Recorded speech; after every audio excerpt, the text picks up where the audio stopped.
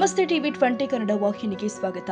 ಬೆಳಗಾವಿ ಜಿಲ್ಲೆಯ ಅಥಣಿ ತಾಲೂಕಿನ ಕಲ್ಲುತ್ತಿ ಗ್ರಾಮದಲ್ಲಿ ನಡೆದ ಸುಮಾರು 37 ಕೋಟಿ ರೂಪಾಯಿಗಳ ಅಭಿವೃದ್ಧಿ ಕಾಮಗಾರಿಗಳ ಭೂಮಿ ಪೂಜೆ ಕಾರ್ಯಕ್ರಮದ ಬಳಿಕ ಶಾಸಕ ರಾಜು ಕಾಗೆ ಅವರು ಮಾಧ್ಯಮಗಳೊಂದಿಗೆ ಮಾತನಾಡಿ ಸಚಿವ ಸ್ಥಾನ ಕುರಿತು ಸ್ಪಷ್ಟ ಅಭಿಪ್ರಾಯ ವ್ಯಕ್ತಪಡಿಸಿದರು. ಮೊದಲ ಬಾರಿಗೆ ಆಯ್ಕೆಯಾದ ಶಾಸಕರಿಗೆ ಮಂತ್ರಿಗಿರಿ ಕೊಡುವಂತೆ ಹೈಕಮಾಂಡ್ಗೆ 31 ಜನ ಶಾಸಕರು ಪತ್ರ ಬರೆದಿದ್ದಾರೆ. ಅವರಿಗೆ ನೀಡಲಿ, ಆದರೆ ನಮಗೂ ಸಾಮರ್ಥ್ಯ ಇದೆ. ನಾನು ಬಿಎಸ್ಸಿ ಪದವೀಧರನಿದ್ದೇನೆ. 5 ಬಾರಿ ಶಾಸಕನಾಗಿ ಆಯ್ಕೆ ಆಗಿದ್ದಾನೆ. ಹಿರಿತನದ ಆಧಾರದ ಮೇಲೆ ನನಗೆ ಇಲಾಖೆ ಕೊಟ್ಟು ನಿಭಾಯಿಸುವ ಶಕ್ತಿ ನನಗಿದೆ ಎಂದಿದ್ದಾರೆ. ಕಾರ್ಯಕರ್ತರ ಮಧ್ಯೆ ಉಂಟಾದ ವಾಗ್ವಾದ ವಿಚಾರಕ್ಕೂ ಪ್ರತಿಕ್ರಿಯಿಸಿದ ಅವರು, ನನ್ನ ಮತ್ತು ಲಕ್ಷ್ಮಣ ಸವದಿ ಅವರ ನಡುವೆ ಯಾವುದೇ ಭಿನ್ನಾಭಿಪ್ರಾಯ. ನಾವಿಬ್ಬರು ಸುಮಾರು 40 ವರ್ಷಗಳ ಗೆಳೆಯರಿದ್ದೇವೆ. ನಮ್ಮಿಬ್ಬರ ಮಧ್ಯೆ ಒಳ್ಳೆಯ ಬಾಂಧವ್ಯ ಇದೆ. ನಮ್ಮಿಬ್ಬರ ಮಧ್ಯೆ ಯಾವುದೇ ಭಿನ್ನಾಭಿಪ್ರಾಯ ಇಲ್ಲ. ಮಾಧ್ಯಮದವರೇ ಭಿನ್ನಾಭಿಪ್ರಾಯ ಸೃಷ್ಟಿ ಮಾಡ್ತಾ ಇದ್ದಾರೆ ವಿನಃ ನಮ್ಮಲ್ಲಿ ಯಾವುದೇ ಗದ್ದಲಗಳು ಇಲ್ಲ ಅಂತ ಸ್ಪಷ್ಟಪಡಿಸಿದ್ರು. 2028ರ ಚುನಾವಣೆಗೆ ಕಾಗವಾಡ ಮತಕ್ಷೇತ್ರದಿಂದ ನಾನು ಮತ್ತೆ ಅಭ್ಯರ್ಥಿಯಾಗುವ ಹಾಗೂ ಶಾಸಕನಾಗುವ ವಿಶ್ವಾಸ ಇದೆ ಅಂತ ಆತ್ಮವಿಶ್ವಾಸ ವ್ಯಕ್ತಪಡಿಸಿದ್ರು. ಇನ್ನು ಕೃಷ್ಣಾ ನದಿಗೆ 2 ಟಿಎಂಸಿ ನೀರು ಬಿಡುವ ವಿಚಾರವಾಗಿ ಈ ವಿಷಯವನ್ನ ಸದನದಲ್ಲೂ ನಾನು ಪ್ರಸ್ತಾಪಿಸಿದ್ದೀನಿ. ಶೀಘ್ರದಲ್ಲೇ ಕೃಷ್ಣಾ ನದಿಗೆ ನೀರು ಪೂರೈಕೆ ಸಾಧ್ಯತೆ ಇದೆ ಅಂತ ಹೇಳಿದ್ದಾರೆ. ಅಭಿವೃದ್ಧಿ ಕಾರ್ಯಗಳು ಹಾಗೂ ನೀರಿನ ವಿಚಾರದಲ್ಲಿ ತಮ್ಮ ಬದ್ಧತೆಯನ್ನು ಮುಂದುವರಿಸುವುದಾಗಿ ಅವರು ತಿಳಿಸಿದ್ದಾರೆ. ಅದೆಲ್ಲ ಹೋಗ್ಬೇಕಾದ್ರೆ ನಾನು ಒಂದು ತಾಸು ಇಲ್ಲಿ ನಿಲ್ಲಬೇಕಾದೈತಿ.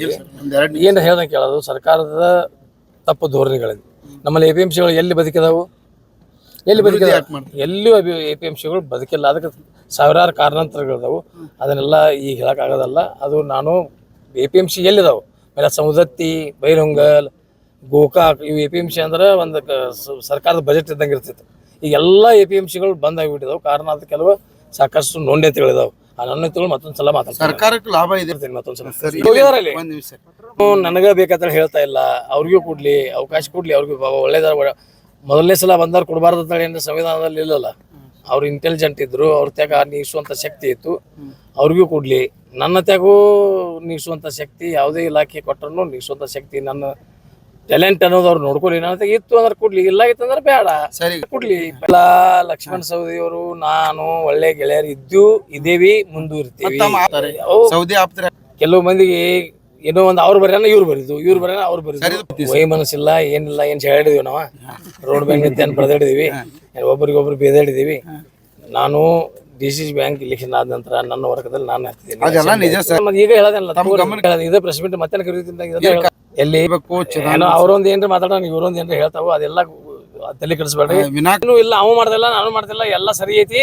ನೀವೇನು ಬರಕ್ ಹೋಗ್ಬಿಡ್ರಿ. ಎಲ್ಲ ಚಂದ ಇದೀವಿ, ಒಳ್ಳೆಯವ್ರಿದೀವಿ, ದೋಸ್ತರಿದೀವಿ, ಮುಂದುವರಿತೀವಿ.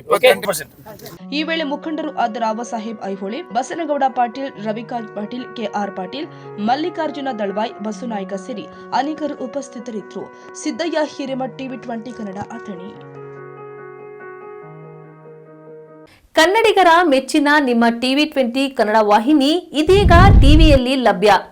ಕರ್ನಾಟಕ ಮತ್ತು ದೇಶ ವಿದೇಶದ 360 ಡಿಗ್ರಿ ಸುದ್ದಿ ವಿವರವನ್ನ ಪಡೆಯುವುದಕ್ಕೆ TV 20 ವಾಹಿನಿಯನ್ನು ಲೈಕ್ ಮಾಡಿ, ವಿಡಿಯೋಗಳನ್ನು ಶೇರ್ ಮಾಡಿ, ಕಮೆಂಟ್ ಮಾಡಿ, ಸಬ್ಸ್ಕ್ರೈಬ್ ಮಾಡಿ. HCN ಕೇಬಲ್ 842 ನಂಬರ್ನಲ್ಲಿ ಹುಕ್ಕೇರಿ ತಾಲೂಕು ಹಾಗೂ ಸಂಕೇಶ್ವರದ ಸುತ್ತಮುತ್ತಲಿನ ಹಳ್ಳಿಗಳಲ್ಲಿ ಲಭ್ಯ. PCN ಕೇಬಲ್ 129 ನಂಬರ್ನಲ್ಲಿ ಹಾರುಗೆರೆ ಸುತ್ತಮುತ್ತಲಿನ ಹಳ್ಳಿಗಳಲ್ಲಿ ಲಭ್ಯ.